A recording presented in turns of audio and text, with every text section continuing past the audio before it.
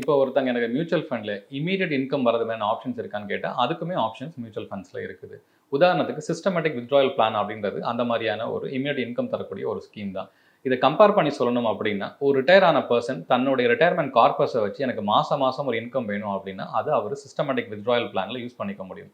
அதாவது interest rate குறைஞ்சிட்டு வரக்கூடிய இந்த காலத்துல, எனக்கு வந்து வரக்கூடிய 6.5% ஆஃப் ஆன்னுவிட்டி எனக்கு பத்தாது அப்படின்னு நினைக்கக்கூடியவங்க, இந்த சிஸ்டமேட்டிக் வித்ட்ராயல் பிளான பிளான் பண்ண முடியும்.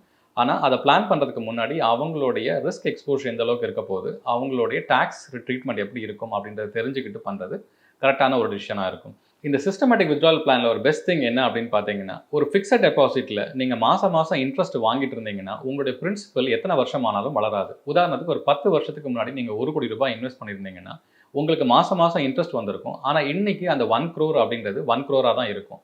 அதனுடைய ஃபேஸ் வேல்யூ 1 crore இருந்தா கூட, நீங்க ஆக்சுவல் வேல்யூ அப்படின்றது பார்த்தீங்கன்னா, லாஸ்ட் 10 இயர்ஸ்ல இன்ஃப்ளேஷனுடைய ரேட்டே 5.5%.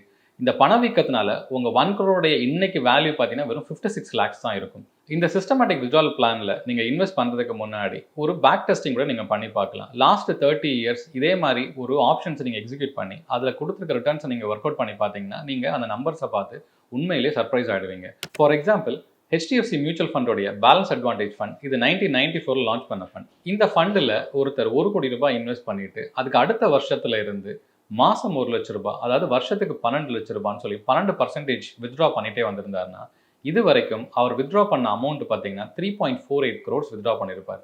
அது மட்டும் இல்லைங்க, அந்த பிரின்சிபல் அமௌண்ட் இன்னைக்கு கிட்டத்தட்ட 46 கோடி வேல்யூஷன் இருக்கும். இதையே நீங்க ஃபிக்ஸட் டெபாசிட்ல யோசிச்சு பாருங்க, உங்களுக்கு இந்த பிரின்சிபல் வளர்ந்துருக்குமா?